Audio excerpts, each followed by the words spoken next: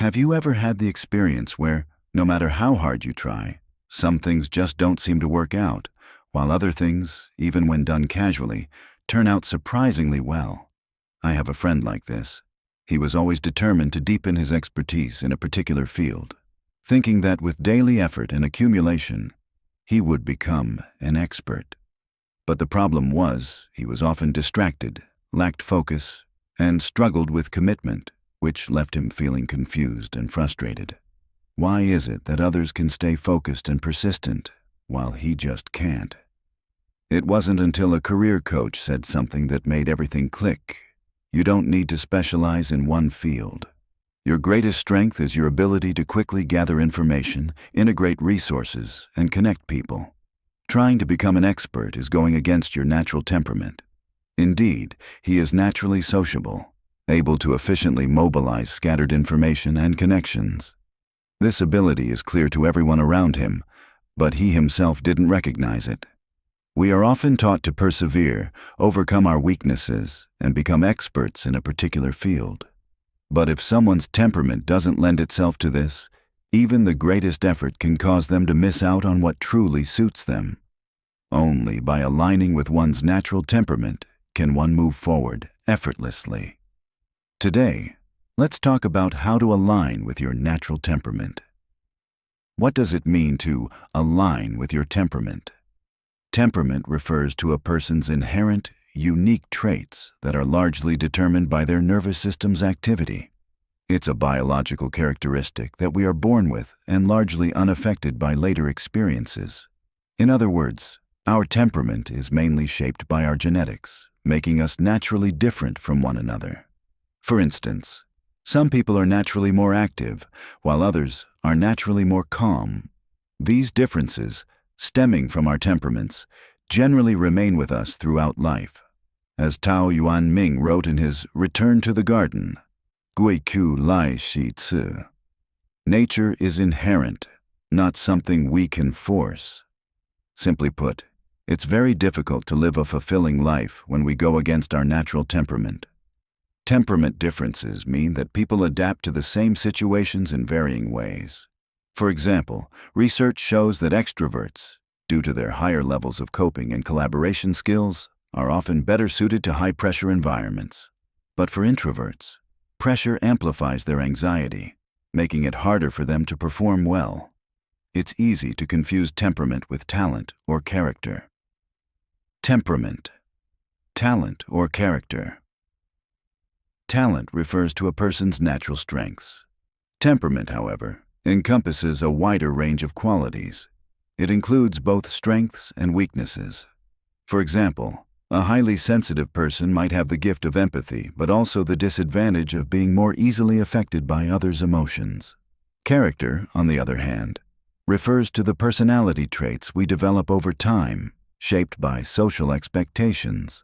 For instance, honesty, bravery, humility, or arrogance are all aspects of character. Unlike temperament, character is more flexible and can change over time depending on life experiences. In contrast, temperament is far more resistant to change. Someone who is naturally prone to anxiety may struggle in high-stress environments, even if their character is shaped to be courageous. Psychologists define aligning with your temperament as having high personal agency, the ability to make decisions, take action, and effectively control and manage your own behavior and life. In simpler terms, it's the ability to recognize your temperament's strengths and weaknesses, then use that awareness to make choices that work with your nature, rather than against it. Signs of aligning with your temperament. You feel more at ease and don't force yourself to adapt to environments that aren't right for you. For example, if you naturally prefer quiet, you won't push yourself to live in a noisy environment. You experience a sense of joy and contentment because the life goals you pursue are aligned with your temperament, not just the typical notions of success or happiness. When you achieve your goals, the satisfaction is deep and genuine. You have a higher sense of self-efficacy and are confident in your strengths. When you make decisions that align with your natural temperament, you are more likely to excel and feel accomplished. Why fighting against your temperament can be harmful. Underestimated not forcing yourself. We've long been taught to eat bitterness. For example, only by enduring hardship can one rise above. Or, when great responsibility is bestowed upon a person, their spirit must first be hardened. But do those who endure hardship always live well? In fact, people often underestimate the harm caused by suppressing their natural temperament. Suppressing your temperament can harm your self-esteem and hinder effective action. When we force ourselves to act against our natural temperament, we often face negative feedback, which impacts our motivation and may even lead to learned helplessness.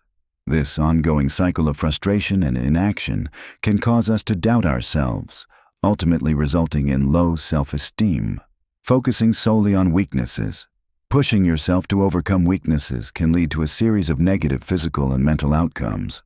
Even if you force yourself to improve in areas you're not naturally good at, you may never experience true joy or fulfillment because you're not doing what you really want to do.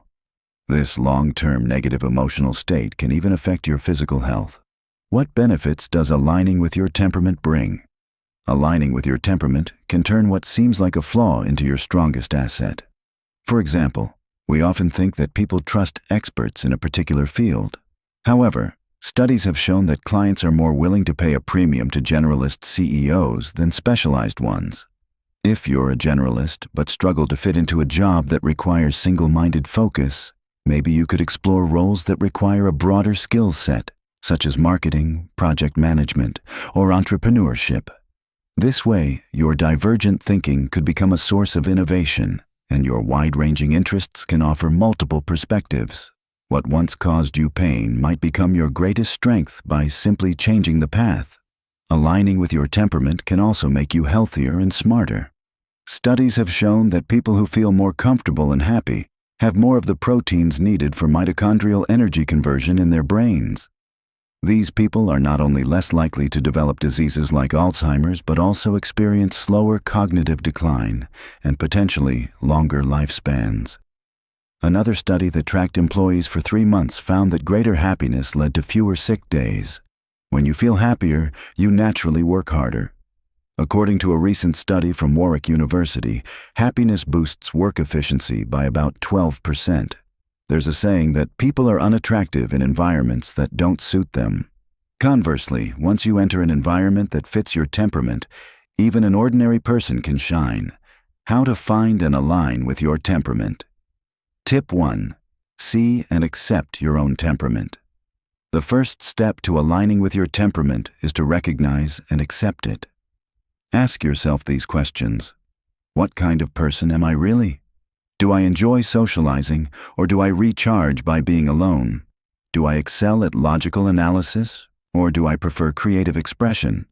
Do I prefer sunny days or rainy ones, summer or winter? Do I feel safer in enclosed spaces, or do I find freedom in open spaces? By reflecting on these questions, you can begin to identify the nature of your temperament.